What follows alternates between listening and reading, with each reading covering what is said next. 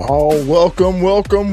Come on in, ladies and gentlemen. Come on in. You know what time it is. How you doing, Doc? Hey, KSolo. What's up, everybody? I'm in the building tonight. You know it. You know it. Hey, I like our backdrop, man. Look at us getting all fancy. What's going I on? don't know, because we got a new producer, I think. Something, man. Ooh-wee. How you doing tonight, Doc? I'm doing wonderful, KSolo. It's a beautiful Tuesday, man. No, I man. can't complain. I know, man. We started the day off right in the gym, getting it in, working out, feeling good. That's right. Virtual gym partners, podcasting partners, man. We working it out. Hey, that's some nice gear you got there. What you got there? Got me a nice KSolo hoodie. Okay. And I'm gonna you got the podcast show hoodie, man. The podcast show hoodie. podcast. Don't worry about KSolo, man. It's the podcast hoodie, man. Yep. I'm gonna get Doc Remy embroidered on the back.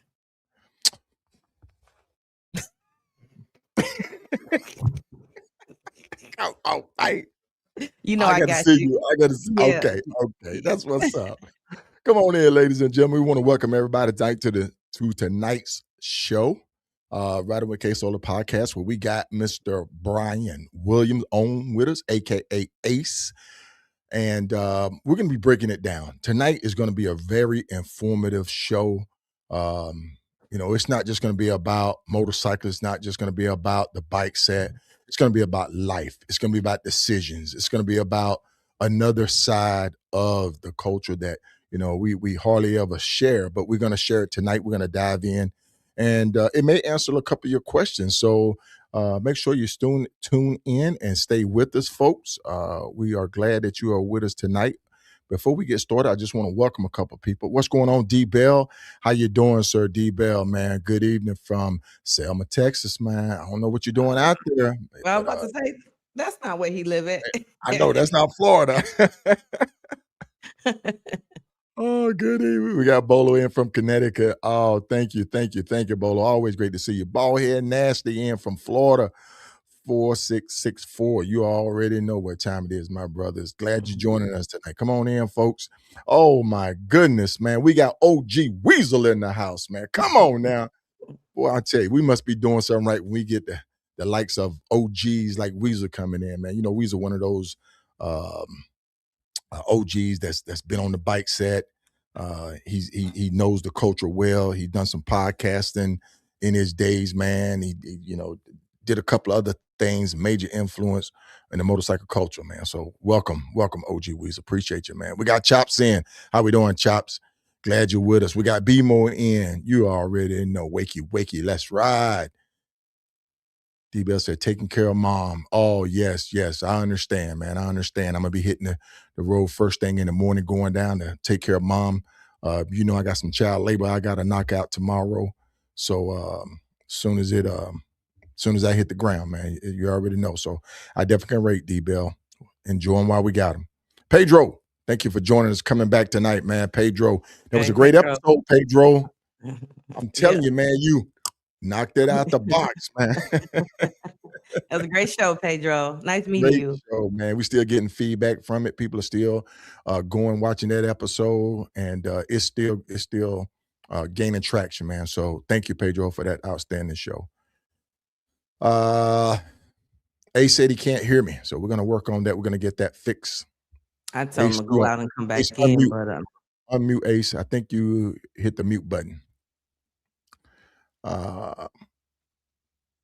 Okay, good deal. Come on in, folks. If you can hear me on my end, give me a thumbs up. If you can hear Doc Remy, give her a thumbs up. We greatly appreciate it. There's always gremlins every time we fire this thing up, man. Right. Hey, what's going on? How you doing? Come on in. Oh, yeah, good deal. Well, listen, Doc, tonight is your episode. As y'all know, we volley back and forth, and that's where we keep the show fresh. We go out, we hunt for people that we want to bring on the show that's going to inspire others from different perspectives, either the culture, either their lifestyle, or either just influence in the community. And tonight, Doc has brought Mr. Williams on, And so, Doc, I'm gonna let you go ahead and kind of introduce him as he works his way back into the studio.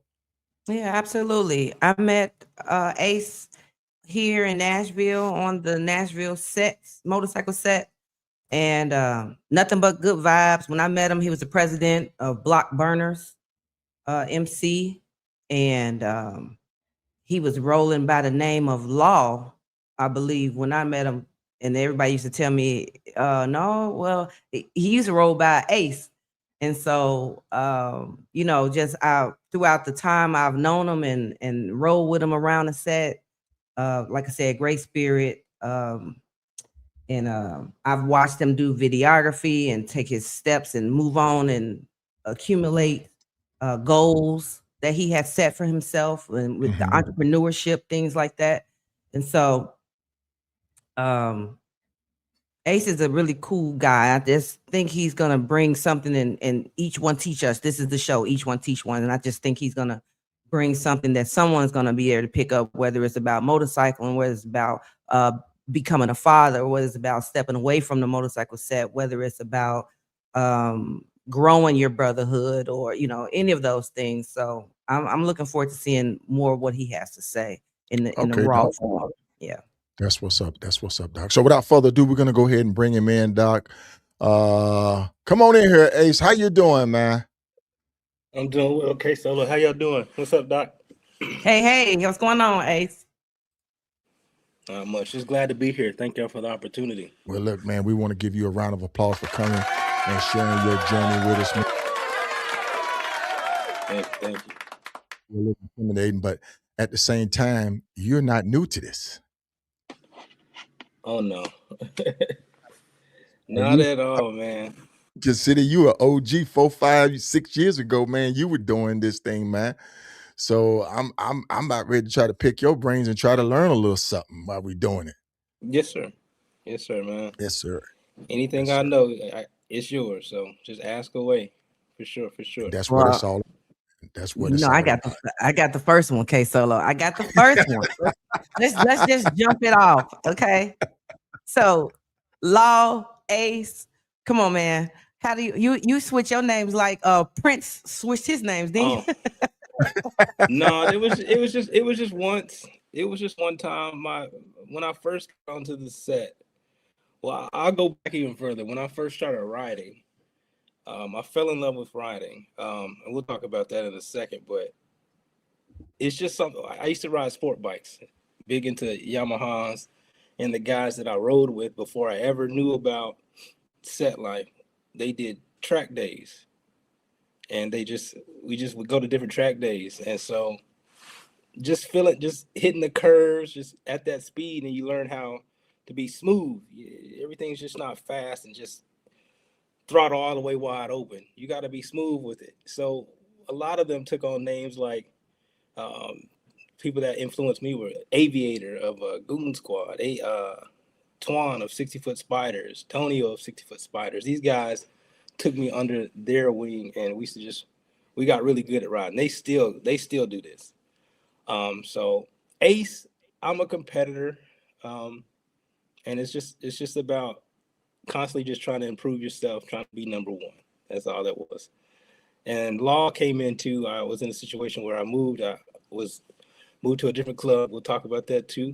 And there was already somebody with that name, so I couldn't disrespect. I had to fall in line. And Law just came into the time that I was reading a book called The 48 Laws of Power. And so eventually I started a company called Laws of Ace, which is similar to the 48 Laws of Power, but it's the name of my film company now. So I'm Ace. Law was just a temp time. Thank you for clearing that up for me. It's been years and I didn't know. Yeah, it's always been Ace. Okay. Oh man, I thought you was like a killer or something like that, man. Like you were a pilot that just went in and zero. You were an ace, man. Maybe you got that on the track. Yeah, I ain't no killer, but back in that time on a bike. Well, not literally a killer, but just on the bike set. You know what I'm saying? Just riding. I thought he was about to say, "I ain't no killer, but don't push me." On a bike, Tupac, with a Tupac background. I think I started riding, man. Had to been 08, 09. And Okay. I immediately fell in love with it. Like, we would train, and then we would then we'd have to be around because you had to pay for track days. I mean, I'm fresh out of college. I ain't got money like that. So we would still be on the street and riding with people who didn't know what we knew. So we were just a level above just the average rider. So did y'all go to the mountains and ride the curves in the mountain, Tail of the Dragon, any of that to get that thrill? The curves, the tight curves. We didn't do the Tail of the Dragon. We did a lot of like back roads, a lot of back roads that are similar. We didn't have, what is it? That's a 11-mile stretch. I never made that trip, but we did a lot of back roads. We did a lot of track days like Little Talladega. We did Barber. We did the Nashville Speedway. Cheehaw Mountain. Did y'all go to Cheehaw Mountain? Down there in Alabama. Matter of fact, there was a little track. They used to have a road course track down in Anniston, Alabama down there. That's where, you know, I couldn't ride in it, man, because I was a DI and they wouldn't let us do anything crazy and dangerous. But that's why I would go down there and watch the guys, you know, lean and drag knees. Yeah. Good We deal, went man. to, Good deal. we were in Alabama one time. We were in we did Barber, and we also did Little Talladega. And at Little Talladega, we actually went to a racing school, so we were actually certified and licensed to race. Oh wow. Okay. Eway, same way. What up, Eway? He said, "What does law stand for?" What? So we had like little sayings, man. Come on, man. Why you do that for, bro? So I can't even. That's how your people do you, man. That's how your people do you. It was still Ace. It just was like we put something like either like legendary Ace Williams or something like that. It was still Ace. It just was like an acronym. The legendary Ace Williams. I was reading that book at the same time, and I was like, how can I be respectful? And just keep it as law for that time. That's what's nice. up. That is what's up. I like that. Thanks, Eway, for proving. I believe that your name means something. Like I think that your name actually goes before you. It actually, holds some type of expectation of the personality. Right. I'm a very ambitious person. I'm not when I say competitive, I'm not one of those people that's like overtly just like ridiculously like competitive, but there's a side of me that's very, very ambitious. And Ace just fit what it was. Okay. Okay. I just think that when you're choosing a name or when a name is given to you, it's got to take on some type of meaning and some type of in depth. And at the time, I didn't have any kids. So I wasn't thinking like that. But now I got kids, and it's just like, if they ever ask me, is it something that I want to share with them? So, yeah. Oh, we definitely gonna dive into that. For sure. Hey, folks, we just want to welcome everybody. We still have people coming in. We got MacGyver in. We got Dolly Johnson, a.k.a. Justice, in. We got Joe 305 for F4, Eway in, April Garner O'Neill in, traveling with staff in, Classy Lady in. Come on in, folks, man. We just want to thank everybody for joining us tonight. So we're just introducing Ace to the audience and kind of getting a little bit of information about him before we dive into the questions and dive into the history of Ace and how it all started, where it's going, where it's been, and future plans, man. Doc. Yes, sir. Hey, Ace. You are out there. So you started riding in 08, 09. You wasn't in the club. Did you know about the set at that time? So at that time, I was really deep into. I did know about the set. To answer the question, I didn't understand it. Okay. At the time, I was heavily into cars. So, long story short, it's gonna get dark real quick. But don't even be like, oh man, sorry, man, I'm sorry. No, we're good. My mom died when I was 19, and so Okay. that sent me down like a dark, it sent me down it was like a reactionary thing. So I got into like street racing and just anything. Like I became an adrenaline junkie, and so I would go to do car shows. I would drag race, and that's how I ended up meeting. I knew of him, but I ended up meeting a good friend of mine, and he was on the set. And he was riding motorcycles, so he had a car, but he also had a bike. So I would see him at a car stuff, and then one time he brought his bike, and my thought process was like, "Yo, you're cheating. How you got this lightweight vehicle running with these cars, man?" So I didn't understand it, and I was like, "Man, no, the thrill and the beauty behind all this is building a car up to fix it up and being able to beat people. You went to the store and got this crotch rocket." And so that was my stance on it for a long time. And so my dad, after my mom passed, he ended up, just trying to find his way. And he got into riding. He took a riding class.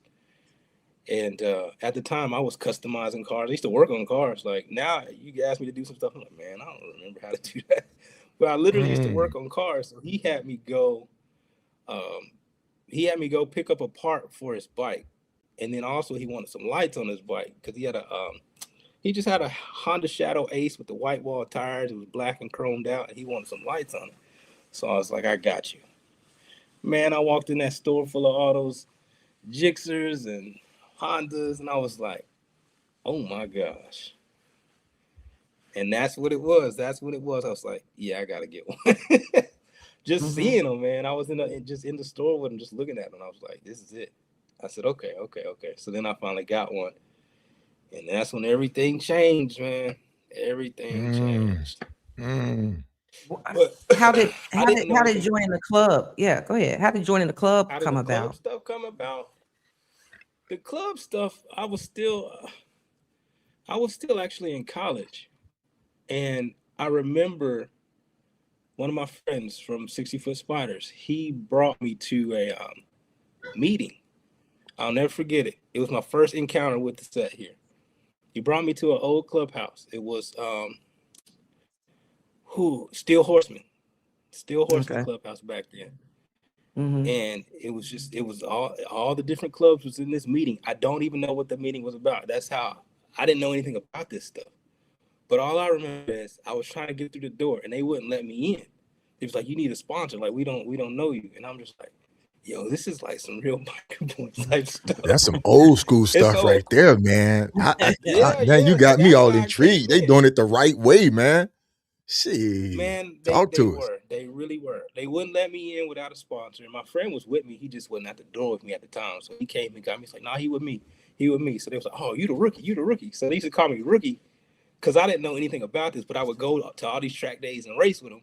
But I was like, in the biker terms, I was the baby of the bunch. So they were, oh, you rookie. Oh, yeah, that's rookie. So I just went to this meeting, and this is where I seen like just all of the influential people, but I didn't know who they were at the time. They were just up speaking. And I said, oh, this is cool. But I didn't understand it.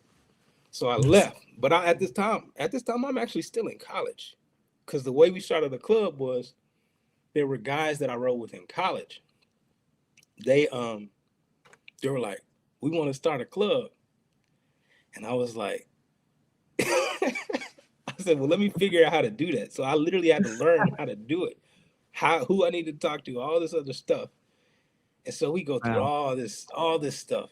And when it came time to actually doing it, majority of the guys I went to school with, they all backed out. But now I'm already saying I'm going to do something.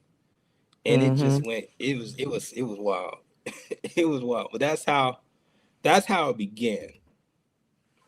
Which club was that? What's the name of, the club that we ended up starting here in Nashville was the incredible club of Immortal Soulz MC. And I knew some people. Actually, I was related to a few, actually one at the time that was in that club. So that was my connection.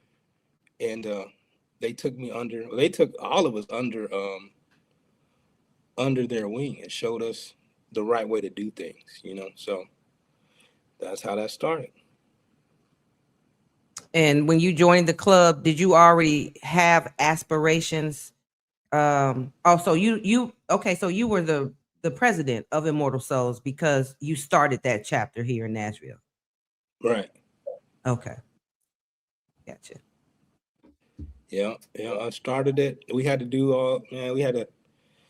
I think that was I think the beauty of it was the innocence of all of my guys. Like, everybody we just wanted to be good at something. We wanted to work together. We wanted to learn the things that we needed to do, pay respects to the people that we needed to pay respects. I was respectful. And at that time, man, I remember this is where I learned so much stuff from the key guys in Immortal Soulz. They just teaching me how to read a room, how to introduce yourself, how to build connections, how to build communications with your city, how to really get a pulse on what's going on, and that's what stuck with me throughout from 2011 to 2021. Mm-hmm. So yeah. I'm gonna hold this question. The question. Yeah, I'm gonna hold this question. Well, no, I'm gonna go ahead and throw it at you since we're right here in this genre of the culture. Do you think the MC set has gotten away from the old school customs for the dollar? Meaning, just like what you talk about, how you had to enter a clubhouse, you had to be sponsored. I'll answer that transparently. I think that to a degree it has. I think that some of those traditions really held a standard. And I think the last part you said, to try and make $1 for the dollar. Yes. I could see why. I could see how, trying to get the extra $1, inviting anybody in, trying to get the extra $1, lowering the standard. I think that certain traditions keep a standard. And the standard is so important. And just thinking about now being a father, how important a standard is. It's basically saying what you will accept and what you won't accept, what you stand for, what you don't stand for. So to answer your question directly, I do believe that they have gotten away from it. Yeah, I think they have. And I will say, there are ways to make money without watering down the standard. And that's the thing. How can we, I don't want to use the word evolve, but everything around us is changing.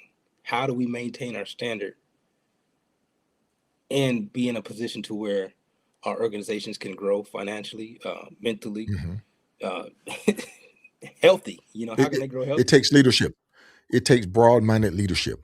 It takes leadership thinkers. All these people with degrees, all these people that, with business, they need to bring that mentality to their MC. I've always preached that, is that if you majored in finance, you know how to make money. Educate your organization so that they can make money legitimately, invest, buy property, get things that it can sustain you for a long period of time, and stop renting these damn clubhouses. Because we broke our back. We put a child through college with that. Now that's just me. That's my opinion. And just like you read in the open credits, those are opinions of the guest and the host. But it's just one of those things where leadership and that plays a vital role. I would ask you this. Vital part in that. Yeah, I would ask you this: is that something that is ready for? As now I'll be 40 next year. When I started this, I was like 24, 25. And I'm a fast learner, so I can look down the road and see my examples and be like, okay, I either I'm gonna have to change the course. What am I going? I can see. I look to my leaders and my role models as me at 60, me at 55, me at 40, me at 30. You know what I'm saying? So it's just like, all right, either I can stay where I am, still trying to be depressed about my mom passing away and just, this is why I'm acting this way. Or I'm going to have to make a move and actually get my stuff together. You know what I'm saying? So the question with that is, are they ready for that change? Because you still have, I know it, because when you see people who are in influential positions, and it gets to a point where you don't want to let it go just because you have it, versus realizing, hey, the direction we're going in could be better, you know? Yeah. Mm-hmm. Yeah. I definitely agree with that. Whew. Man, come on in, man. Baldhead Nasty Junior, man. He said he had that perm, man. He talking about you, Ace. He had a permanent He talking picture. about you. He said he had a perm in that picture, man. What bird? Oh, man. Oh, man. No. I was going through some things, bro. It just how it happened, bro. I wouldn't tell a joke about it, but I don't, because it involves the person that cut my hair.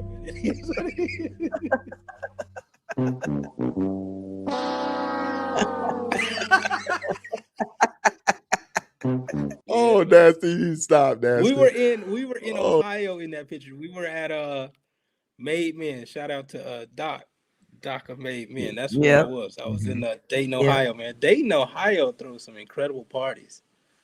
I loved it up there. Yeah. I got to get up there. Yep. Yeah, good deal. I loved it up there. It was always a good time. Low-key said, I'm sorry, Loki said some of the members in leadership don't understand business, cash flow of the clubhouse, and the income statements of events are foreign languages to the members. Because some of the members are kept in the dark. So, but we're going to get on that. We ain't gonna pound that. That's for another episode. That part. That's for another episode. I agree, Loki. We may have to get you on and talk that, man. Let's talk about it. Yeah.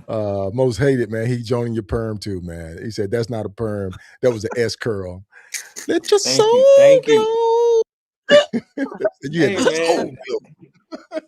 I had no complaints back then, but I look at it now. I'm like, man, hey, it's under this hat right now. I need a haircut, so I had to wear the hat.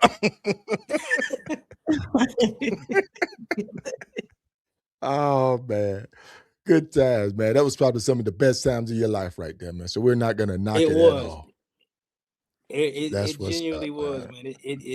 Man, I could tell some. You thought you was a member of Guy too, didn't you? I know you was out there singing. What guy sang? The group Guy. Remember the group Guy? They all had it. Hey, it was like, hey, when we first got in, they was like, whatever you do, Ace, don't smile. Don't smile, bro. Don't smile, bro. Just. I was like, what do you mean? I didn't know, man. I didn't know about the annuals and all that stuff. I didn't understand all that stuff at the beginning. He was like, whatever you do, don't smile, bro. And I was like, oh. I met the sisters. I met everybody. I was like, oh, that's why they said that. A lot going on. A lot going on, man. Our younger days. Woof. Oh my goodness. Yeah.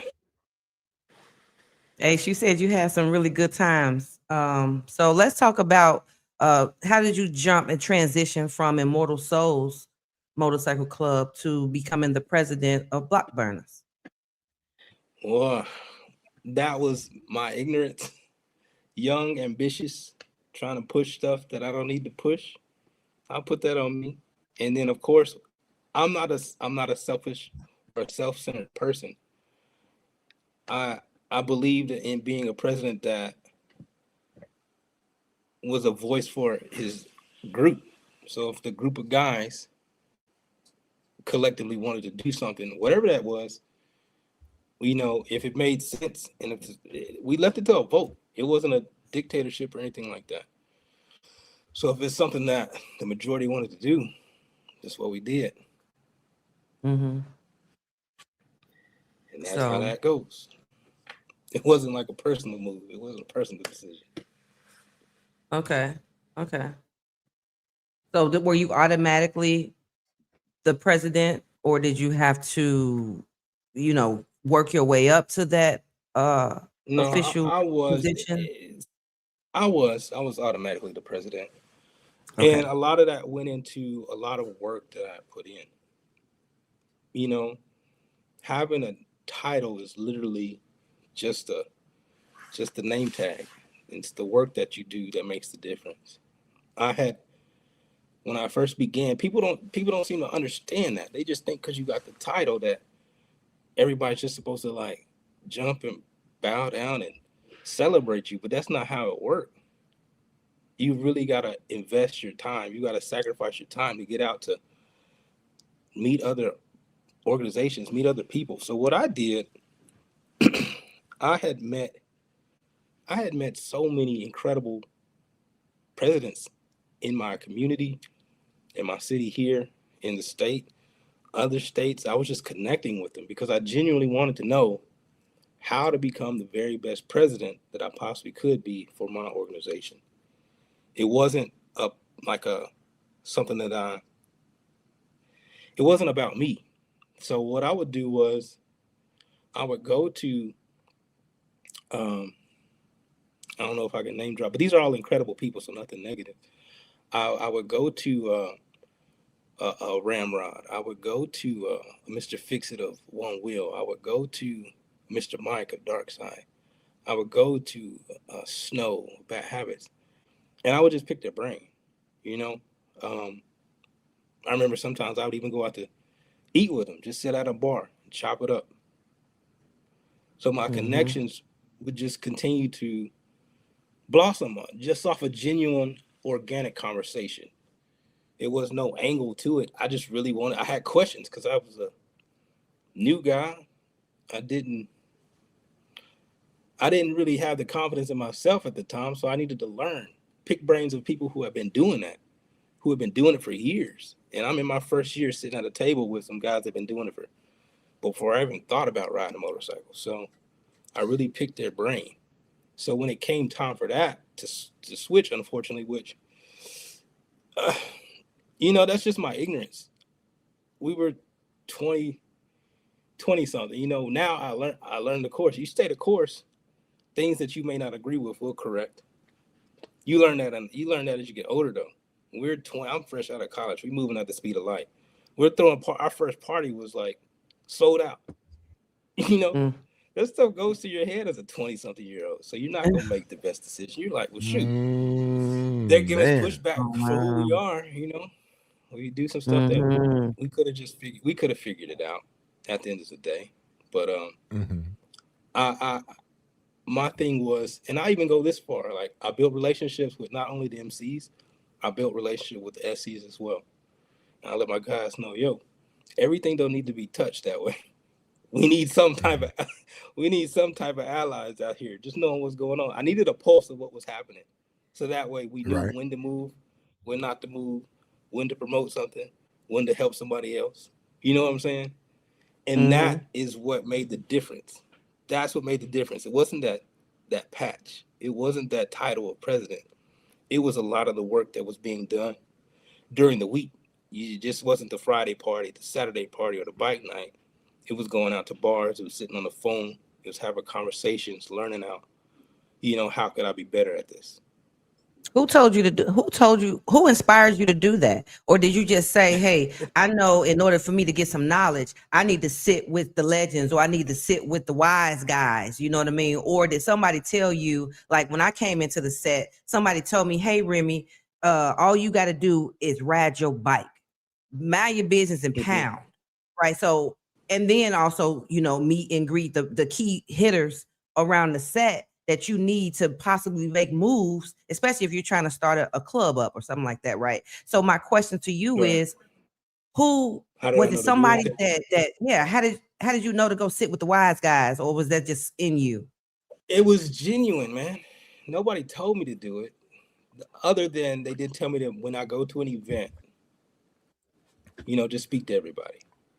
That's what started it. So Immortal Soulz, I have to credit them. They told when you go to an event, you speak to everyone.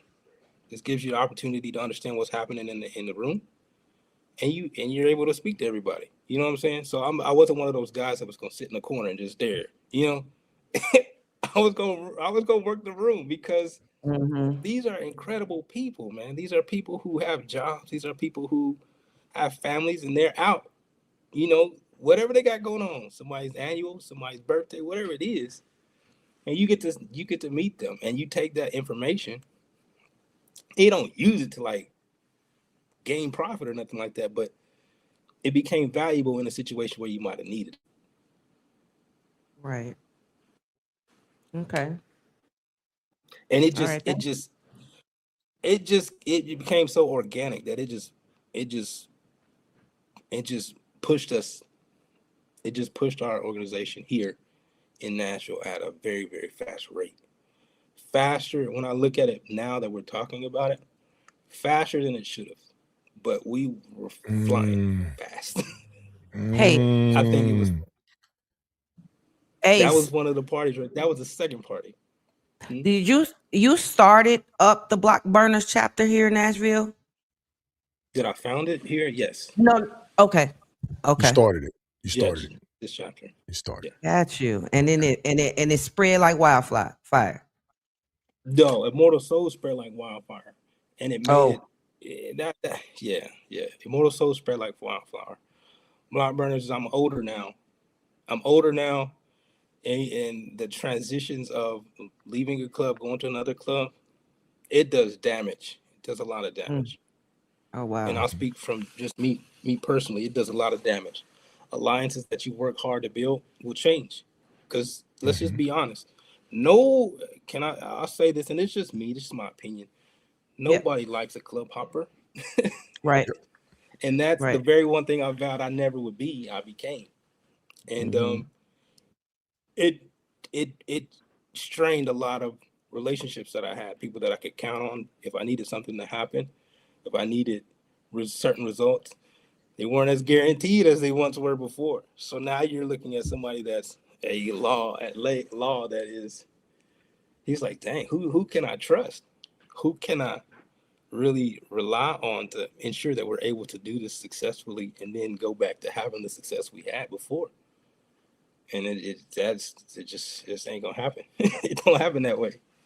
So now you become when you're first celebrating, because you have one opportunity for a first impression. We nailed it. We nailed our first impression. And now we're the villains. They don't understand what happened. They don't know what's going on. They don't know who's who, what.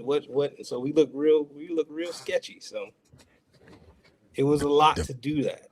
And to come out on the other side was impressive, but it was never the same.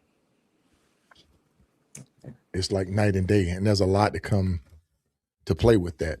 When you join an organization, you get blessed by somebody. If you're a support to somebody, people say that you favor another organization more than them. You're right. You become the villain, and you start losing those bonds. I learned what it meant to be on the dark side of the moon with that, man. You better believe it, my friend. That happy person, that genuine person is now like, I don't. Yeah, the progression of RC, MC, OMC, 1%er, that progression. And as you walk that ladder, you start losing friends, relationship bonds, to the point where you get to that pinnacle and you look back, you've lost some really good friends, people that stayed at your houses, people that you call brothers, people that you rode 36 inches from, that you put your life in their hands, riding side by side with them. And that's the cost, and it hurts. Things don't ever be like it was. Right. So, switching from one club to the other. So let's shift a little bit, Ace, to when you were riding in your clubs. What were some of the coolest rides you went, or the longest distance rides, or let's talk about your rides, your best ride, your worst ride. Where did you guys go? best ride. Let's see, the best ride. I mean, everybody likes to go to the. People like to say their longest ride and use that. My best ride, man, was just. Shit, your best ride is just getting on the bike. Yeah. It's getting on the bike, man. Guys, man, I mean, you got to think about it. We're just now getting into this ultra long distance ride and this Get Yonder. You know what I'm saying? When Get Yonder magazine came out, that's when people started talking about, well, we getting yonder now. Let's start getting 1,000 miles. Let's start running coast to coast. I got 39. I got 86 coast to coast rides. Yeah. Mine was more so just when we were still on sport bikes. I mean, I have a Harley now. I got a Road Glide. But back then, when it was just we was on sport bikes, man, those were the funnest because we would just ride all day, all night, get something to eat, gas back up, and go at it again. That's all we would do. You know, so those were my best rides. The memories that we have, the little funny back and forths that we would have at the gas station or out to eat. Those were the best times. You know, I'm gonna ask you, how was your transition from sports bike to Harley? I will say this: I shouldn't have waited as long as I did. That thing, you don't want to get off of that Road Glide. You don't. Yeah. You don't want to get off of it. It feels good. It definitely does. I will tell you that. So it was real smooth, man. I still have my sport bike, but I never got back on it. I ended up selling it. Yeah. That's you never rode what I did. I ended up selling my Hayabusa. I mean, I loved it. I dropped a whole lot of money in it, customized it, but it was just one of those things where my body had gotten more comfortable riding the Harley touring bike than getting on the sports bike, leaning over, crotched over. That transition wasn't there anymore. I aged out of it. Yeah. Ace, have you ever ridden a Honda Goldwing or Indian or a Victory or anything other than those two bikes that you said? I think I looked at an Indian, but I never rode it. It's just always been a Harley. Okay. Yeah, I'm shopping for my sixth motorcycle now. She's talking about she want to get an Indian.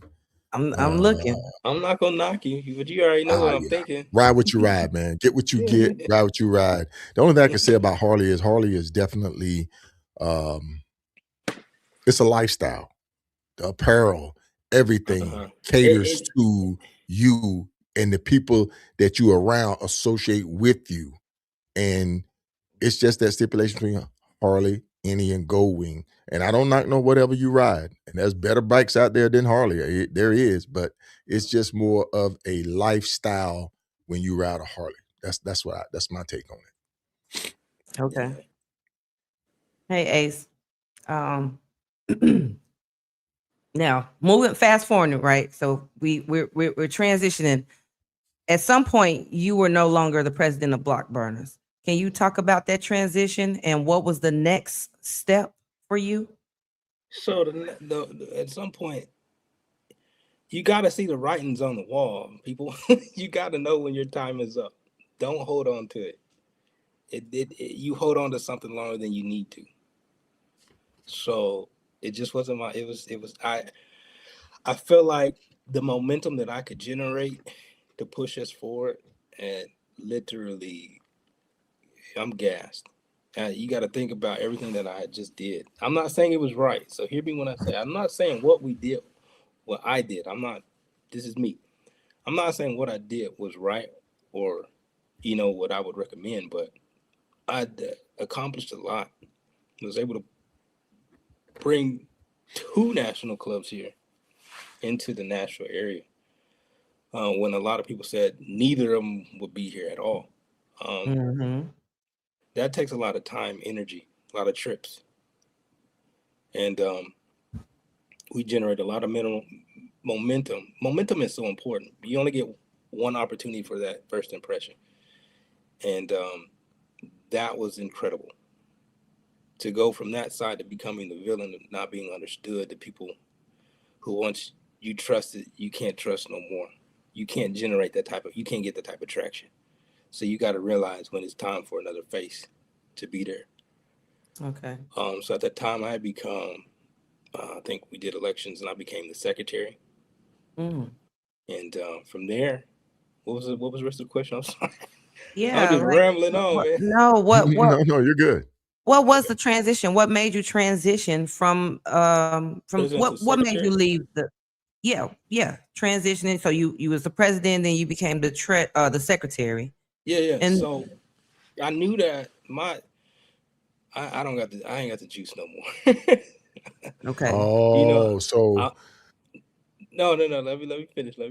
What I mean is, I knew that I as a president, I didn't have the influence and the things I needed to do out here to really put us in a good position. So I ended up becoming the secretary. And at that time, even before then, I started filming. I started a podcast called. It was a podcast vlog entity called Redline Legends. And so I started doing this when I was still Redline. So let me tell you what Redline Legends was. Y'all gonna get the nitty gritty here. So yeah, Okay. that's what we want. in between the transition, so you gotta understand, I'm 20 something and I knew the power of influence. I knew the power of perception. I don't know how I knew it, but I just knew it. You still needed to stay away to be relevant in this mix if you're trying to be in it. So here we are in the transitional phase. I'm technically a civilian. That ain't good when you're trying to do something. That's not good when you're trying to make some moves. Insert Redline Legends. Redline Legends, was something I had been working on before, but I never had got it off the ground. Now I got time. Now I got time to be at home. And the goal of it was to bridge the gap between the older bikers and the younger bikers like myself at that time. So it wasn't me on YouTube trying to tell people what to do or how you should run your organization. Who am I? I can't talk or speak from that place, but I can ask the same way I did in the beginning when I would go meet different legends and sit down and talk to them and pick their brain. I could pick their brain on behalf of people who may not, know the right questions to ask or know what to say to these legends. So it was an opportunity to bridge the gap, celebrate people while they're here, because you have a lot of people that will pass away and then everybody's saying good things about them. I was like, well, why not just celebrate them while they're here? Why not tell them, hey, we appreciate you for being who you are to the set while they're alive? And that's what that became. And the podcast was doing really, really great. I was able to interview incredible people that their insight helped me continue and have the strength to go on to when we did make the transition. But from people like, it was a lot of people. It's still on YouTube. So it was a lot of incredible people. And I'm forever grateful for them giving me the time of day, just to pick their brains and continue to learn. So that's what I did in the meantime, in between time. But Redline Legends grew fast too. And they were like, what are you doing? Like, what is this? Is this another club? And it went crazy, man. And I was like, no, this is just a platform. And so I began filming while we was in this transition. I began to film. And I know I was a headache. Because I'm supposed to be on my P's and Q's and I'm trying to vlog and stuff like that. I only vlog for like a short period of time, but it was just a headache. And I probably didn't make stuff no better on myself anyway, but that's what I enjoyed doing. I enjoyed telling stories now. And so when I became secretary, people began to hire me. So I wasn't just making stuff for YouTube. People began to hire me to film content for them, whether it be podcasts, weddings, shoots. Like people would have like photo shoots, but I also would go in and film. They started paying me to do it. And that's when I was like, yo, people can make a living doing this. And unfortunately, you have bylaws. Not unfortunately, but fortunately, we have bylaws. And I was positioned in a way to where I knew that this could change my life. I had gone from You know, we would go to these parties. I'm 20, 24, 25, 26. You know, working a 9 to 5, going out of town, running to Cincinnati, running to Dayton, running to Atlanta, running to Birmingham, running to Memphis. You know, with one job, riding motorcycles. I ain't got it like that. I'm going getting these hotels, booking these rooms for these 2-night annuals, and I'm broke, bro. What am I lying to y'all for? We broke. So I had the opportunity. I'm like, yo, this could change the trajectory of my life. Like, why am I keep living paycheck to paycheck, going to annuals, which was my whole like out here networking. This was it for me. This is all I did. And then I'm trying to realize that, yo, you're in your 30s now. What are you doing, dude? You're wasting time. You're wasting a lot of time. And COVID was what made me come to this realization. I got sick. I got COVID and I was down. And I couldn't make events. So when I was back up, I got hired to film something, and I had to make a choice: either make this mandatory or go film, make this money. And you see, I got my little polo jacket on. I ain't got no cuts. And you can't blame anybody for it. It's just how it happened. So I'm not mad, but I don't want people thinking that I just like quit, because I didn't. There was just rules to it, and I had to make a choice. And that's what I did. Right. And I preach this a lot to the younger generation that's coming up now. And they're just following what they see. Let me change. Can you hear me? The sound went out. Your sound went out? Can you hear me, Doc? I can hear you. I don't know what just happened. Let me see. Can you hear me, Ace? Ace, can you hear us? It went out. Okay. You want me to back out real quick? Yes. Yeah. So a lot of time what I tell people, and I try to relate to the younger generation, Doc Remy, is that they're gonna follow what they see. A lot of people going to social media now. A lot of people going vlogging and stuff like this. The club always come first. Your commitment when you put that cut on your back is to the club. It's what the club wants you to do, where they want you to go, the mandatories and stuff like that. Some clubs don't want their members vlogging. They don't want their members. Hell, I got fined. I got, put on the carpet because I was posted on social media, and it didn't end well. You know what I'm saying? It didn't end well because the organization, either they want to keep it private, they don't want to bring no more exposure to their organization, or they don't want their organization to seem like, say, a party club or some type of club in another light. So remember that, folks. If you're in a club, that club comes first. Right. You have to make that decision, and it's going to get to a point where decision that you're not going to make the decision. The decision will be made for you. If you know what I'm saying. So anybody watching, anybody got club members, and I try to tell, and it also goes as far as riding too, not just vlogging, not just on it. When you get out and ride, you may say, well, okay, I want to go ride coast to coast by myself. The club may say, well, why are you out there by yourself? You may ask 4 or 5 brothers to come ride with me someplace, and they all may say, yeah, but then when it's time to kick off, you by yourself, you've already reserved the money, reserved the hotel room, you ready to go. It's just one of those things where if you're outside the norm, it's going to cause you a problem. It may not cause you a problem today, but it'll cause you a problem down the road. I can guarantee you. Yeah, and even when I did, of course, I mean, I wasn't just, I just popped in everybody's grill with a camera. No, it was conversations and approvals, gained. But eventually, like you said, over time, that's what it is. So this is what it is. That's part of what you sign up for. So I ended up. Go ahead, Ace. But I ended up I went to take a film opportunity, and that led into something else. And now I don't have a 9 to 5. Filming is literally all I do to provide for my family.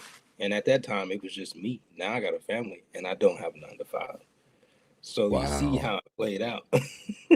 Wow. Mm-hmm. Mm-hmm. And Yeah. Ace, I work for myself.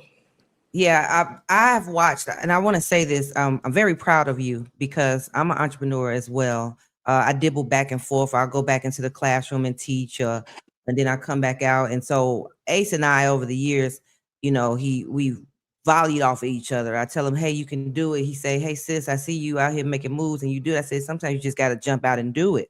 Um, put your foot out there and reach for the stars, you know." And so when I say I'm proud of you, I watched you when you first started, and I believe in supporting our people.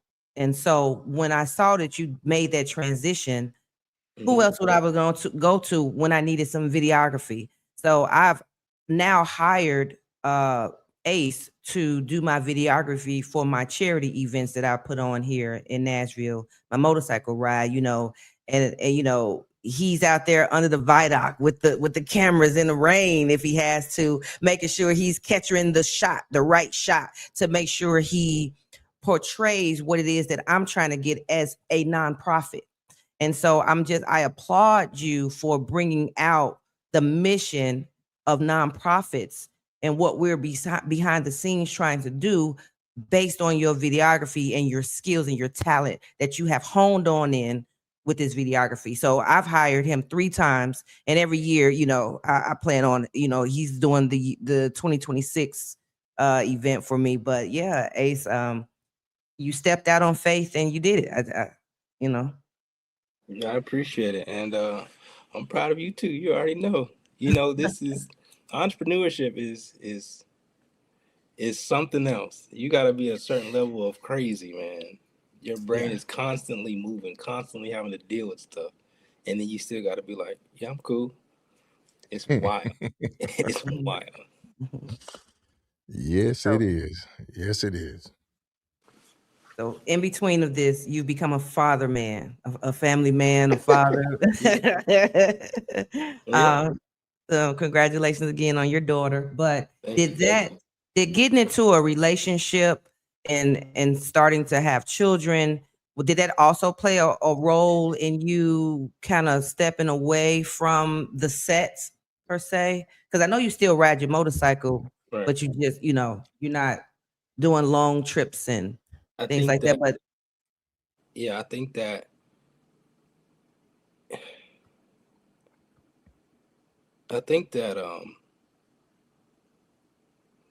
as a man that wants to do things right for his family, there's just a time where you don't need to I don't need to be on the set.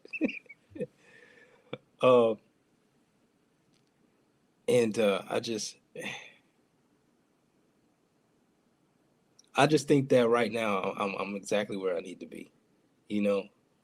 The set and the biker community was my place of refuge. It was my second home after losing a parent.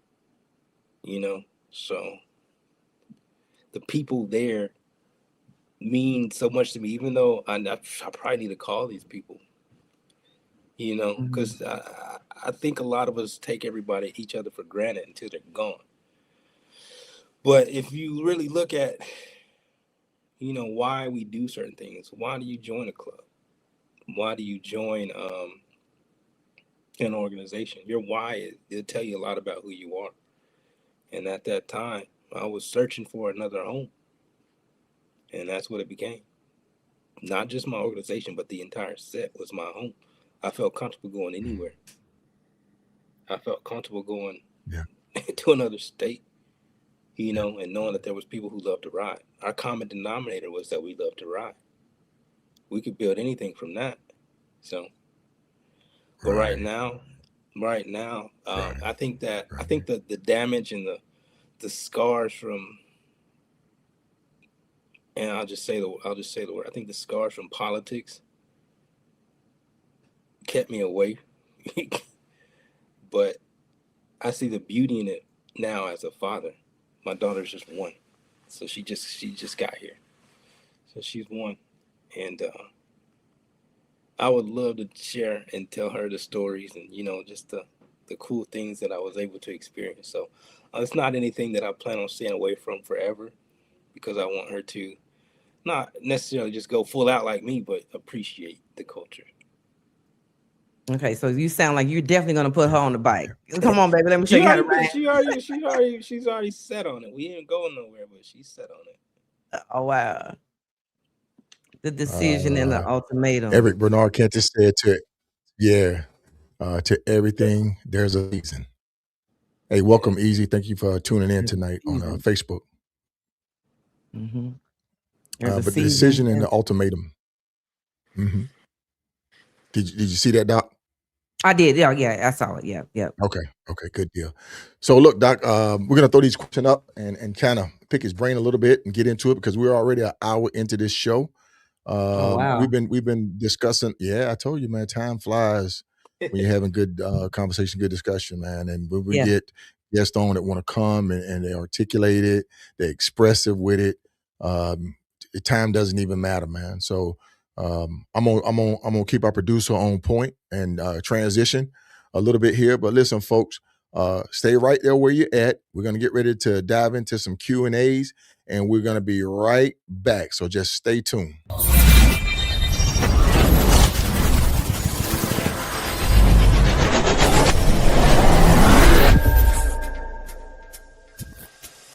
Hey, folks, it's KSolo of Riding with KSolo podcast. Hey, just want to let you know, tune in every Tuesday night, 8 p.m. Eastern Standard Time, 7 p.m. Central Standard Time, 5 Pacific, right here on Riding with KSolo, the podcast on YouTube and broadcasting on Facebook. Every Tuesday, 8 p.m. Eastern Standard Time, 7 Central, 5 Pacific, where we're going to be highlighting the unsung riders from across the nation, riding the highways and byways, the back roads, the adventures, the journeys, the tales, and the legacies. Make sure you tune in right here, Tuesday, 8 p.m. Eastern Standard Time, 7 p.m. Central Standard Time, 5 Pacific, Riding with KSolo, the podcast.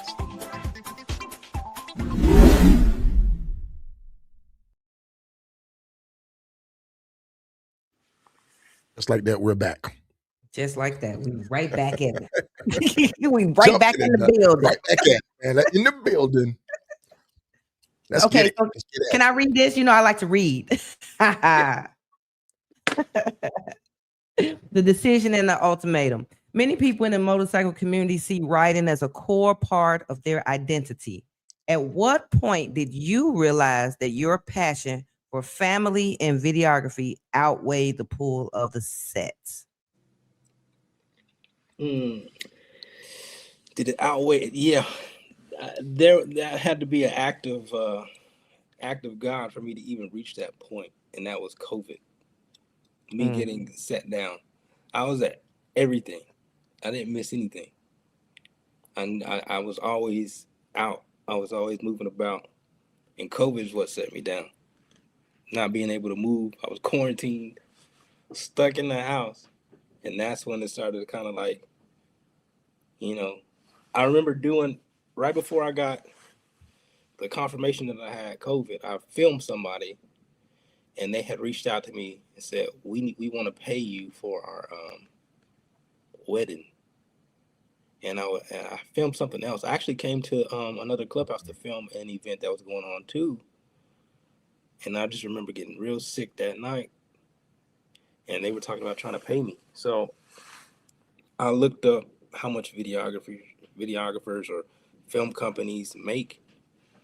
And I was blown away by how much they make. It's not nothing astronomical, but coming from where I came from and working the jobs that I was working, it was just like, yeah, I might need to look into this. I might need to learn how to do this. So the only way that anything outweighed the set was the fact that I got set down. I got sick and had time to think. Okay. Because this set is ever evolving. If you're deep in, like, I don't say deep in, I am not no hardcore person, but if you're involved with what's going on, it can suck you in and you don't come up for air. You know what I'm Right. saying? So I had never come up for air, you know? Wow. And riding is, like you said, is a very core part of our identity. It's Yes. pride. It's pride. I pride myself on riding from Oakland to Nashville. I pride myself on going to all these different places. I pride myself on riding the streets of Brooklyn. Like, I would pride myself on that stuff. So I want to keep going. I want to keep doing stuff. You know what I'm saying? So being set down was when I realized, all right, bro, either you keep going down this path, you'll have a lot of fun, but what will your bottom line be when it's all said and done? You know, I look at, unfortunately, and this is not just here. This is not just in the set. This is with anything, man. People, Life. This when you're is gone, life, man. this is Right. This life. When is you life. gone, you gone. You got to make decisions, man. Bills got to be paid. People out here riding cross country right now on credit cards, man. Shit. Bills got to be paid, man. You know, Yeah. I trust me, I know. And when you start getting into some of these competition rally rides, and you dropping, $1,000 entry fee, $2,800 entry fees, hotel room, $250 a night hotel room, just like we're saying. Shit, man. Young Gunner said it best, man. If you want to ride Harley, you better have some money, man. You better have some money. Absolutely. Can't wait. And when you I can't wait and the to see thing, Young Gunner on. man, when That you a shit young is guy, legendary. when you a young guy, you just think that you don't know that, man. But it's very true. You got the Yeah, money to do this. you So better now the believe it. place that Most I'm in, women I'm say like, it's life. man, now I would have a ball at this point, but it's different times. I got different circumstances, so I need to That's chill right. out. Yeah, Chill out. for real, man. Yeah, yeah. When you were So, faced, oh, you gonna go ahead, yeah, KSolo? when you were faced with that ultimatum, what was the very first thought that went through your mind regarding your future? First thought was, as bad as it is, I was thinking I was letting people down. Mm-hmm. Mhm. I was letting my club down. I was letting the people that I call brother down. Mm, They wouldn't understand it. And so the perception is one's reality. So right. how they perceive me, or what they knew happened, what they didn't know happened, what they thought happened, what they were told happened, Mhm. that weighed heavy on me. Mm-hmm. That was my first thought. Okay. Okay. But then I seen what this could be. How did it feel when those brothers that was there calling you every day, every night, asking you questions, stop calling you, stop asking those questions, and start calling and going? You out in the rain in the cold by yourself. You in the rain. It's like a light switch. Like, it's like, Yeah. cool. Did Once did you that once did that bother you? Be Yeah. transparent. Did that bother you emotionally? Your chest hurt. Mm. It'll knock It's a the weight wind on your out of you, chest, man. man. Yeah. It's a weight on Yeah. your chest. Weight on your chest, man. Good deal. Tell Good you, deal. man. Doc. Yeah. Okay. Yeah. So this question is, how did you process the weight of that choice? And what gave you the ultimate peace to walk away from a world you were so deeply involved in? You remember, because you said you went everywhere. You supported Yeah. everybody. So, you know, You know what gave me the peace was that the core brothers, they were still there. They understood. That's what gave me the peace. And then my family, you know, Mhm. I probably was a terrible uncle, man, because I was always gone. You know, I got a nephew at the time. Now I got nephews and nieces, but at the time it was a nephew. You know, I was always just biker. And so now I had Right. time to like reintroduce myself, get acquainted, slow down, see what's going on here in my real world. mhm. Okay. So that's Okay. what kind of got me through. Do you think you would be able to balance now at about to be 40 years old? Do you think you will be able to balance motorcycle life, family life? That question is a question of governing my ambition. It would have to be, why am I doing it? Governing my ambition. Like me, I'm always going to push things, not push things in a bad way, but I'm always seeing opportunity. And that's what the beauty of entrepreneurship is. I'm able to be as ambitious as I want to be, but it doesn't come at a cost for everybody else. Sometimes you can be too ambitious. If you're too and that's a bad thing to say. You can never be too ambitious. But in an organization where you might be set in your ways, and there's this guy that's kind of like always like, we could do this, and then this stuff is working, it's not necessarily that good for that said organization. So Yeah. I'm very ambitious. Do I feel like I could balance it? It just would have to be my why. Why am I doing this? Why would I join an organization? Why would I do something like that? Is it to just have a fellowship with the brothers, to get out on a bike every now and then? If that's what it was, then yeah, I could balance it. If it was like, let's run it back, let's try and do something, no, because I couldn't balance that. Okay. We're going to jump into pursuing the passion of videography. Videography often requires a different kind of focus than riding. How has the discipline you learned on the motorcycle set translated into your creative work behind the lens? What specific stories are you most excited to tell through your videography now that you have this new perspective on life? Yeah, that's a good question, man. Yeah, sure is. The discipline I learned on the motorcycle set is that ambition,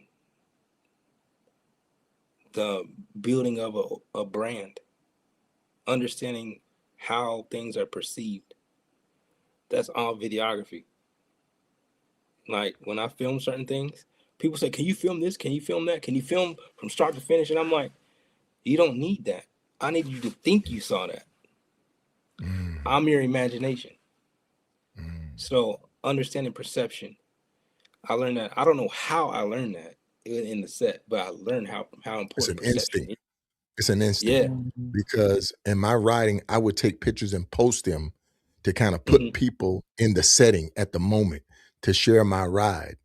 And people would say, man, Solo, that was a great picture. I felt that, you know what I'm saying? And that's what I wanted. I don't need to show you a video of it or just show you a picture, let you take out of it what you will, feel the way that you feel, man. So yeah, it's an instinct.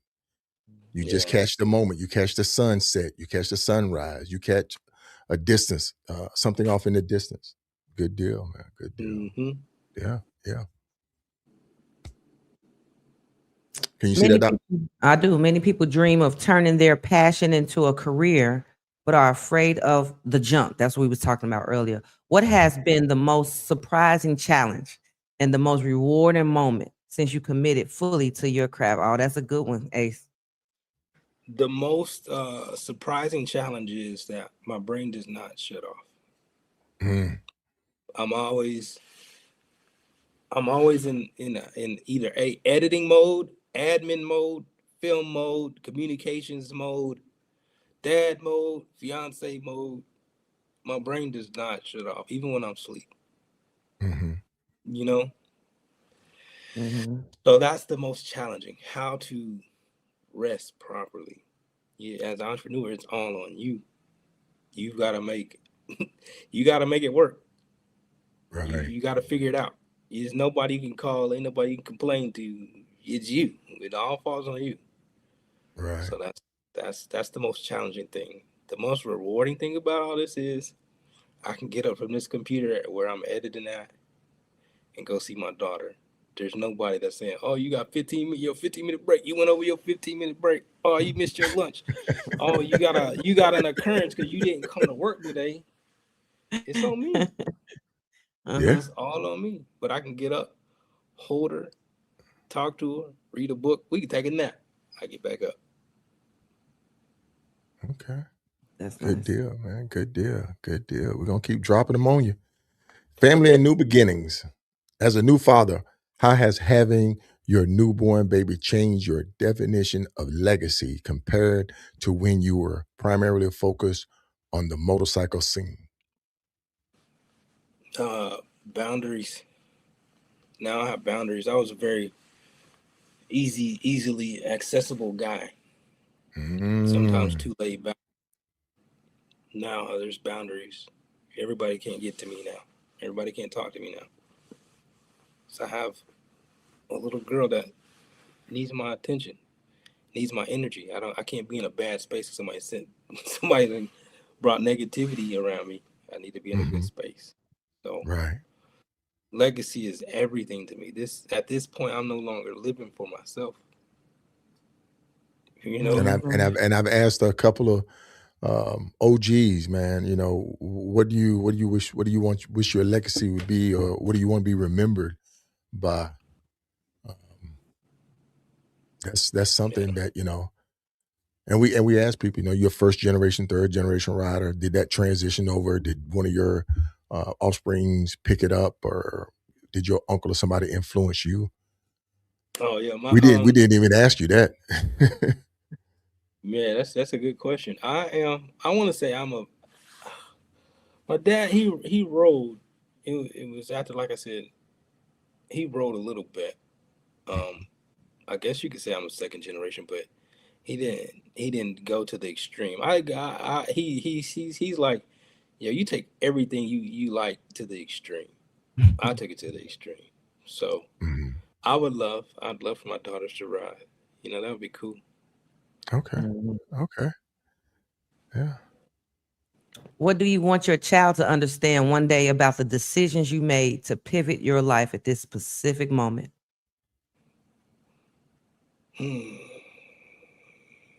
What you put in is what you get out, and that your decisions have cost.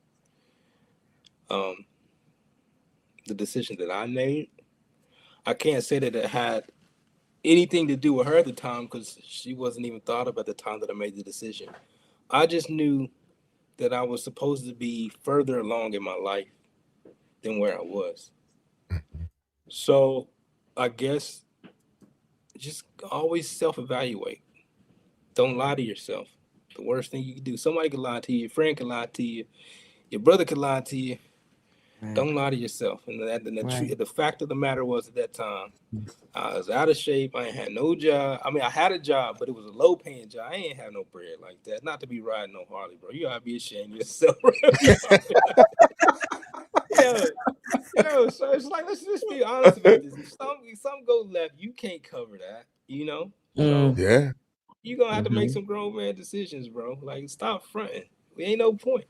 You gotta self-evaluate. Stop lying to yourself. You might be cool. People might love you. They love when you come to the party, but you going home and you only got some hot dogs and stuff to eat. Like, that don't add up, bro. Like, you gotta make some changes. Dogs, not the hot dog with low bread. You know what I'm saying? You gotta be willing. Man, you just gotta be willing to do the work, bro. And that's what I did. That's what I want them to take away. Nothing is handed out. What you put in is what you get out. Right. And just be willing to do the work. If it's something that you want, it's gonna cost you. Definitely. Doc, can you see that? I can. How has your relationship with your wife, your fiance, evolved now that? How has your relationship with your fiance evolved now that you are both building this new vision for your family together? And I'm going to add on to that. With your future goals of wanting to, eventually start, branching back out a little bit as your daughter gets a little bit older, how does your fiance support that? So that's the end piece to that question. I don't know that one. But I think that if it's hey Doc, hey man, we ain't hit nobody this hard, man. You catching it, Ace. You catching it, man. I can handle it. So the first part was, what was the first part? You got me in the second. Go to the question. You added.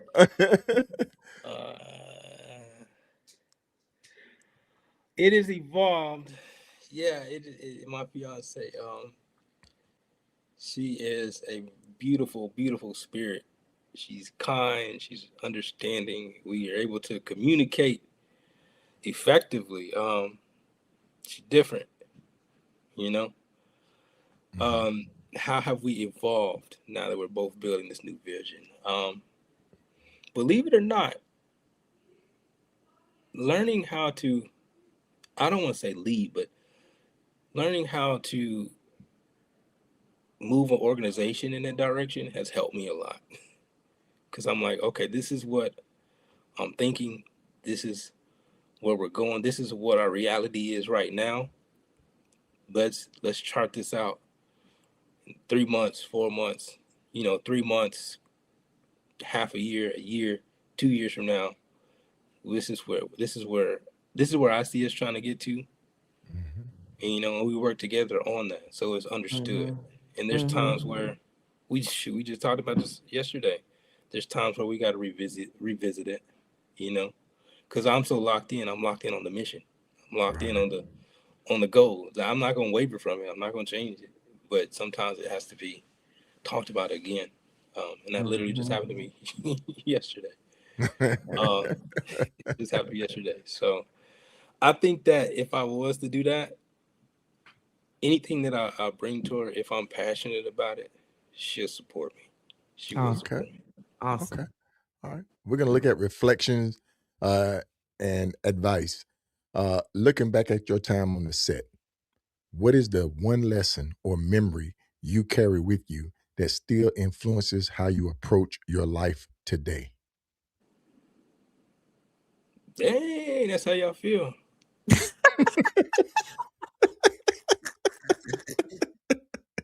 We got the questions, man. We got the Q's and the A's today, baby. There's so many. There's so many that I take with me. I'm trying to think. Oh man. Let me read this one more time, man. Looking back, what is one lesson or memory you carry with you that still influences how you approach your life? One thing I used to say all the time is what you put in is what you get out. And that meant at the time that I was on the set, if you go build the relationships, if you put the time in, you put the miles in, and you go to different places, you build the relationships. When it's time for the supporter, it's time that you need something, they'll be there for you. Mm-hmm. But if you just think that because of who you are or what organization you're in or the title that you have will do the work for you, you always going to be surprised by the results you got. So I think that the one lesson that I got was that what you put in is what you get out, no matter what it is in life. If you're going to put the time in to learn how to do something, it'll pay you back. It may not be tomorrow, but you keep going. You keep pushing forward, and it will result in a tenfold increase. So I think that's the best one I could use. I mean, there's so many. Now that you've stepped into this new chapter, how would you describe the Bryan Williams of 2025 compared to the man we knew on the motorcycle set? Man, I ain't gonna lie to you, man. I was very I don't want to say angry because then you think I'll be me. I'm not an angry person, but inside I was probably angry. A lot of unanswered questions, and now I'm at peace, man. So it just feels like I'm a totally different person. When I'm out filming stuff and people talk about motorcycles, I'm like, yeah, I used to do this, and they're like, what? I look like a camera nerd at this point. I don't look like I would ride a bike. Like, it's crazy, like, to try and hold conversation with people. They talking about motorcycles and they ain't got a clue what they're talking about. I'm like, oh, okay. Yeah. Yeah, I think that's the biggest thing. Is just, when I'm out handling my business now, it's like people think I'm lying. They were like, there's no way you rode here, you did this, or you were in Tunica doing this, and you got chased and all this other stuff. There's no way this stuff you got chased. Uh-oh. Statute of limitations, my brother. Statute of limitations. Yeah. We good. Good.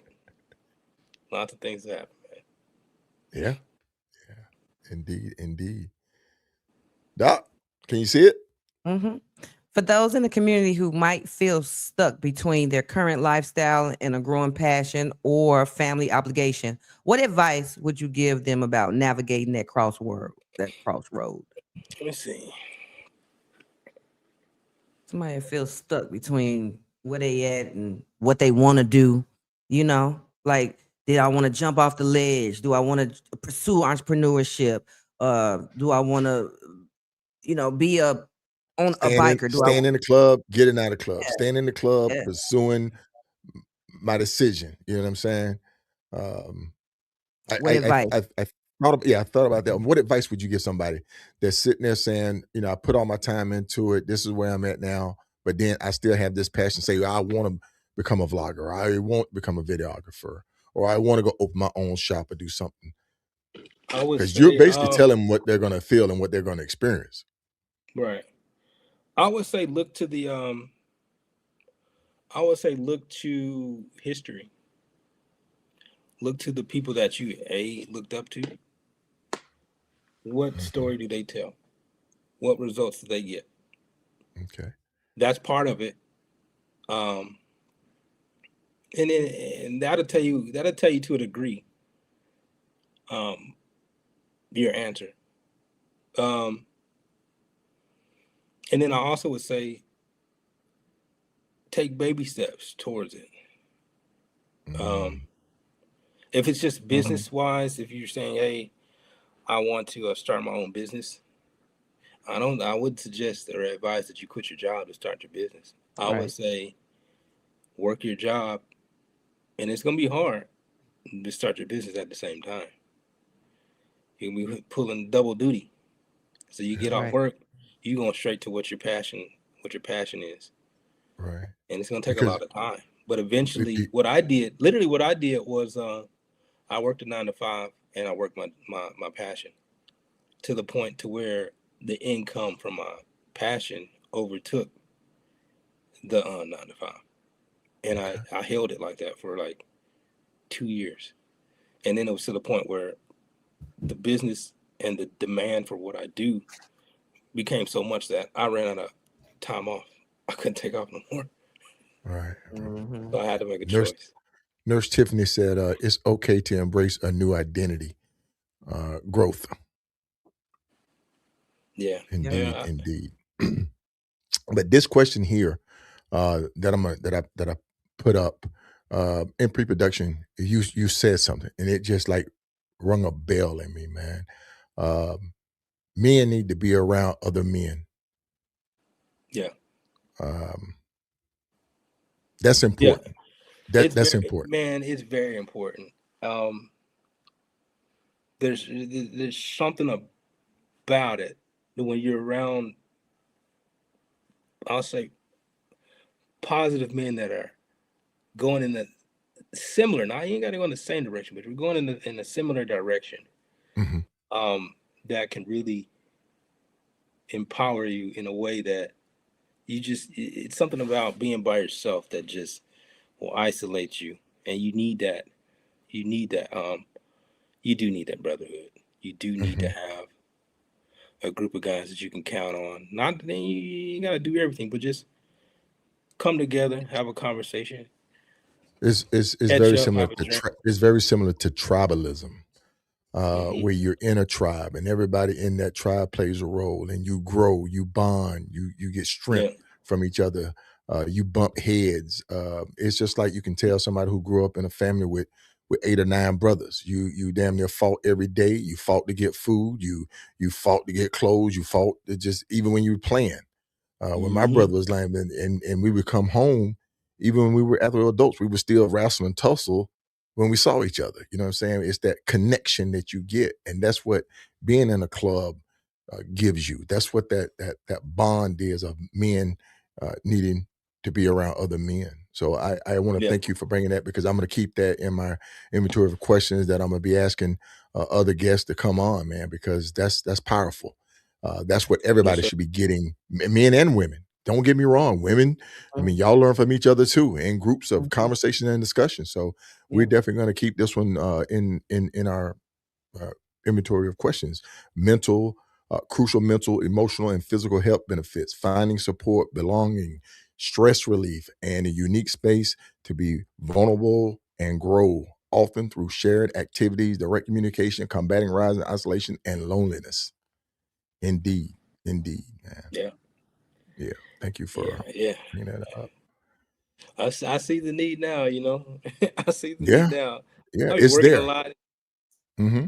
I be working a lot, watching Sesame Street, and I was like, yo, who am I? Who am I now? Hmm. Like, And yeah, and it's like one of those things where you can say, how did you deal with it, or how would you deal with it, from a perspective of man to man or woman to woman talking to each other, Mm-hmm. being in a club. Mm-hmm. Good deal, good deal. All right, man. All right. And there's a couple other benefits, and that's what we just talked about. Um, good deal, emotional support, mental health.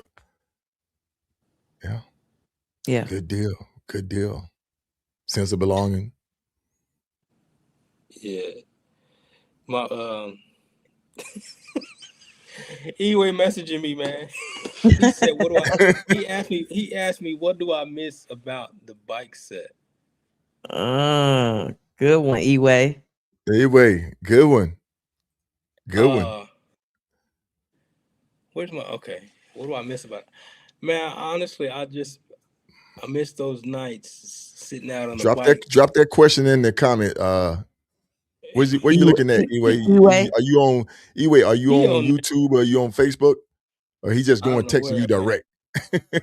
Yeah, I got my 3 screens up, and he's on my messages, and I just looked up and Okay. seen it. Yeah, he said, "What do I miss about the set?" I just Is it the miss. riding? Is it the riding? Is it the camaraderie? Is it going to other locations? The thrill, the danger, the excitement. I ain't gonna say the women. Right. I was thinking, I said, you can't say that one.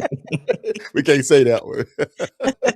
I think all of that is all wrapped into the experience. Yeah, it is an experience, man. It's an experience. Um, I think the coolest thing that I probably missed the most is just when we would get to wherever we was going, and there would be a time where we've gone in, we've done, said what's up, spoke, done our thing, and everybody's kind of just chilling, and we are just posted up at the bike, and just sitting there laughing. Could be leaning on your bike with your bros and just sitting there talking, chopping up, cracking jokes. That is probably what I miss, because we made our trip, no matter where Right, it was, and we just kind right. of posted up, having a good time. That vibe. Everything is safe. Everybody's good. Everybody's in a good space. We made it here safely. Parties going on. This is going on. You might be over there doing this thing, and we all convene in one spot, and we just like, yeah, that's Okay, probably what I miss the most. Yeah. okay. Yeah, we can Good tell you deal. had some good times, Ace, because you just, your cheeks is just rosy red, boy. What are you talking about? You just light up Hey, talking Hey, about the look. over here, over there, a little over this, a little over there. it was probably some of the best times of my life at that time. It Awesome. Yeah, was. good deal, man. Good deal. Good deal. Good deal. So looking back at it now, what would you tell a younger you? What would you say to a younger you? Younger me, I would do a couple things differently. Um, I would have really learned how to bring the and don't beat me up for this. I would have learned how to bring the business side into it, not in a disrespectful manner, but into a way to where my guys could have grown, um, or we could have built something business wise. That way, Right, we could have always been involved with it. You know what I'm saying? right, right. It costs a lot to do this. It costs a whole lot to do this if you do it the right way. Hmm. And I think that I would have given myself business advice on just how to navigate what we had and how to grow it. Um, and then I also would have taught myself balance. I went all in for not trying to be the guy, but just trying to for us to be The best. that. Yeah, yeah. We wanted to To be be the the best. best. Yeah. That's literally all it With was. any organization, man. When I came in, I was like all out gung ho because I Yeah. wanted my organization to be the best. You know what I'm saying? At And everything. look the best, bikes the best, ride the best, hardest, farthest, all of that. You know what I'm saying? I wanted my organization to be the fucking, as a strike, but I wanted it to be the best.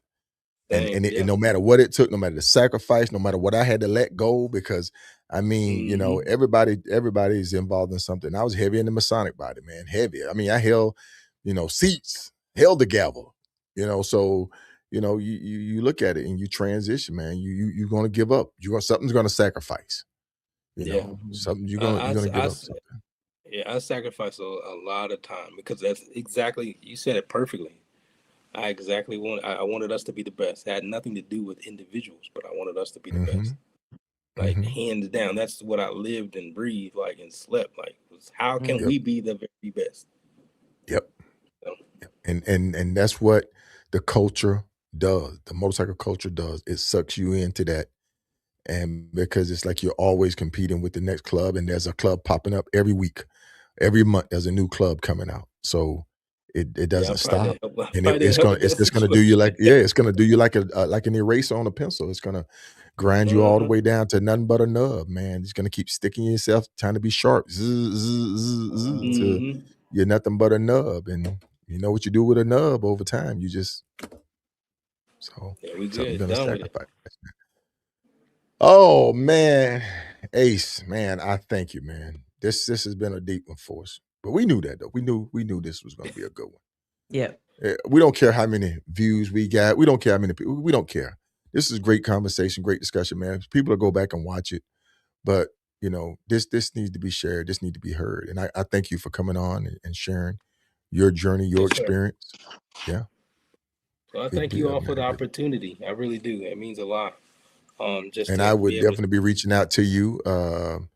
Doc, Doc, I think we're looking for a producer. So that's right. Yeah, for sure. Let me know. Hey, let's look. We gotta talk some numbers. Right. Speaking of which, so March 14th through the 16th is the Sankofa charity ride here in Nashville, and you'll be doing the videography. Mark James will be doing the photography again. Yeah, Mark James. Mark James was the first person I ever interviewed. That's crazy. That's my dude. Yeah. I need to get Mark James on the show.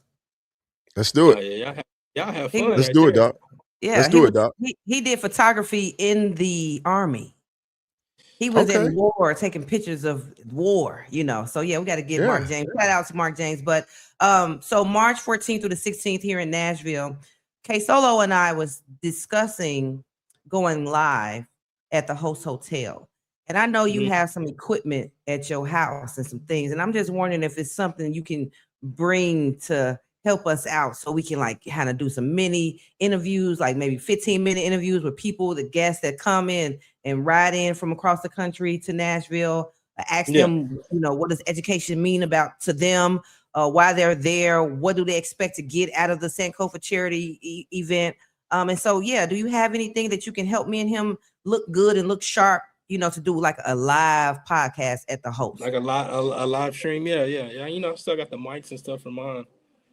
Hey, man, I seen his work, Doc. I seen his work. I'm very impressed. He is a true professional.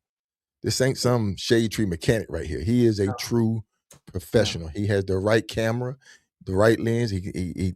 His work is good. Folks, go check him out. I really wish you had sent me your business placard that I could have shot it up, man, so that people can know it. If you could drop it down in the comments somewhere where people can find your work, see your work, and get you online, man, because I definitely want to support small business. As much as we can. Yeah. Let me see if I can put it in the chat real quick. Yeah, put it in the chat before we get off. You can go to my website while I'm doing that. It's www.lawsofacefilms.com. And that's what I do right now. I do a lot of video work in the nonprofit space. I do a ton of work in the nonprofit space right now. Nice. But I still do motorcycle stuff too. So I just haven't done a lot of it. But yeah. Okay. Well, Doc, you know what that means. We got a bandwidth. I'm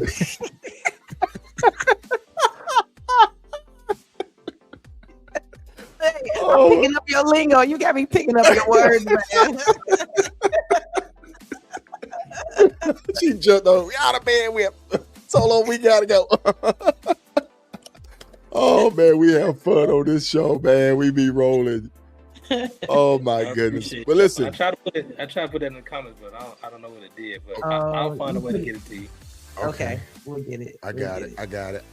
Let me drop it in a comment before y'all go, folks. We're gonna drop it in a comment. Go check out his work. Pace Boom.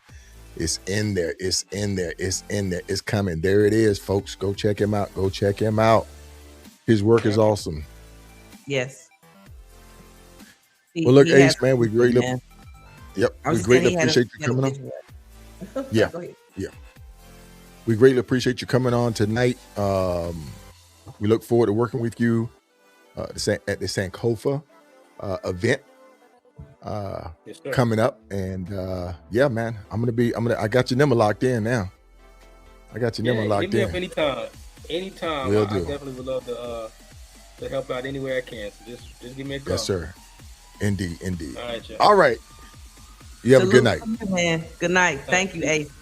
There you go. Peace. All right. Peace. Doc. Yeah. Which way we going? Ooh. Reversing them. Look, we're gonna point at each other. You gotta reverse that camera, man. Oh man, thank everybody for coming on the show tonight. We greatly appreciate you, man. This is what it's all about. Each one teach one. Send us some hearts if you're on Facebook. Show us some love, man. Show us some love. We greatly appreciate it. But listen, you know who we got coming on Thursday. We got OD, man. We got OD coming on, and your results may vary. If you know OD and you got pictures with OD, shoot them to me. Shoot them to my messenger inbox. Because he'll have the hookah. Am I pronouncing that right? Hookah. He'll have his hookah on his bike. Yeah, he has his hookah on the bike and everything, man. Okay.